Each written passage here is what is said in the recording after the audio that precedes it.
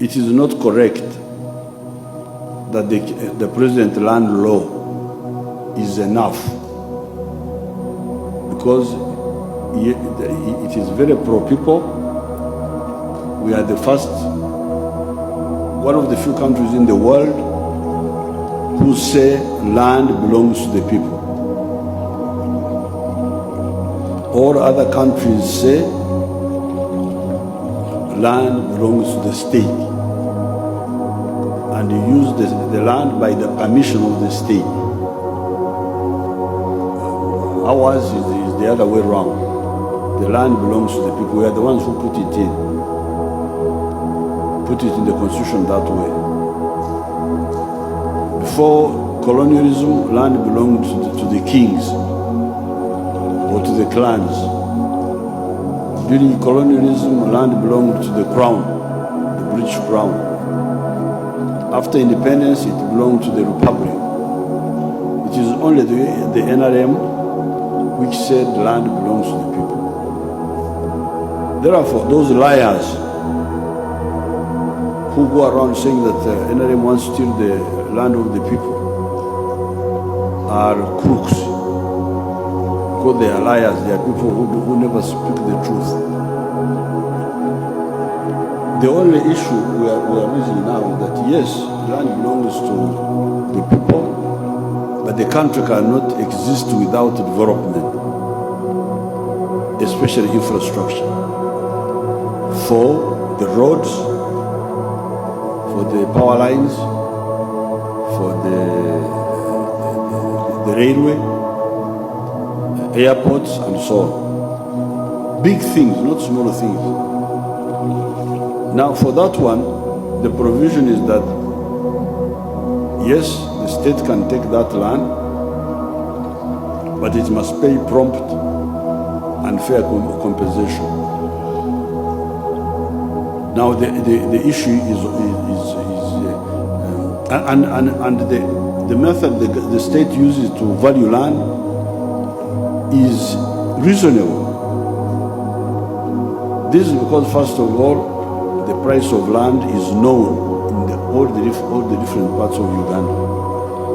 Everybody knows how much it costs per acre, per area, apart from the price of land, which is what you would pay if you are buying from private person to private person.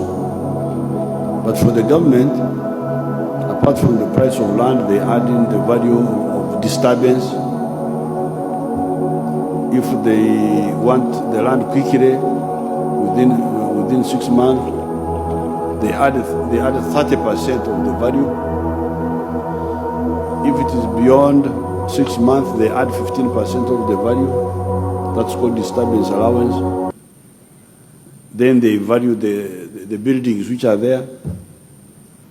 Then they value the businesses which are there and compensate you for at least 5 years or 3 years. Then they value the crops.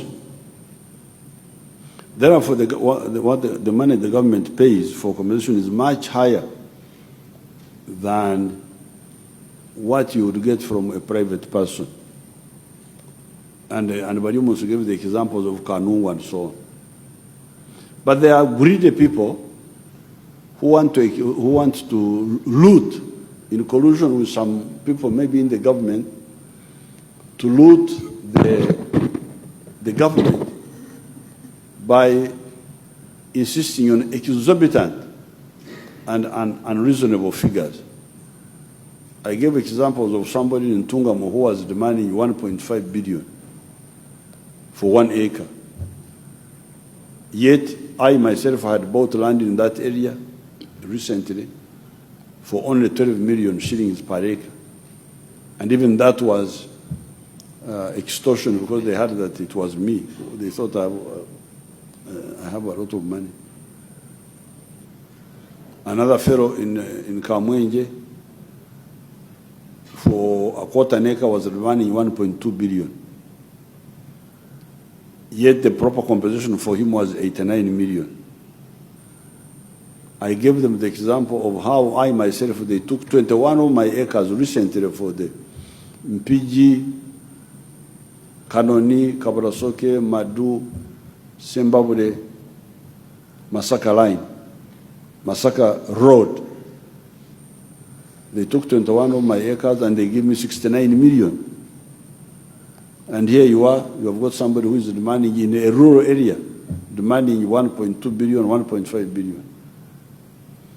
That's why, therefore, those who argue that there is no need for adjustment in the land law are wrong. There are people who do not care about Uganda. They don't care whether these projects are done or not. And some of them are part of the racket of stealing from the government. So that's why we want to say, yes, we shall compensate you promptly. But if you don't agree with the government valuer, first take the money which the government valuer has established for you, go to a tribunal. If the tribunal says that you deserve more money, then we shall top up. And all that is time-bound. Now, after explaining that, I talked about jobs and wealth. And I pointed out that there are four sectors where there are 4 sectors where there are jobs and wealth: agriculture, industry, services, and ICT. And public service, Your Excellency. The 5th sector is public service. Public service is jobs, but indirectly you can also get wealth through savings. And I advise that the youth should know this, and each youth should know where he can fit. And the youth should use your numbers to defend vigorous growth of industries and agriculture. Because even you hear people saying, factory yomuyindi. There is no Indian factory in Uganda. Indian factories are in India. There is no factory here. That is ignorance. People have studied economics. They know that GDP, something called GDP, gross domestic product, is the value of all production on our territory by whoever.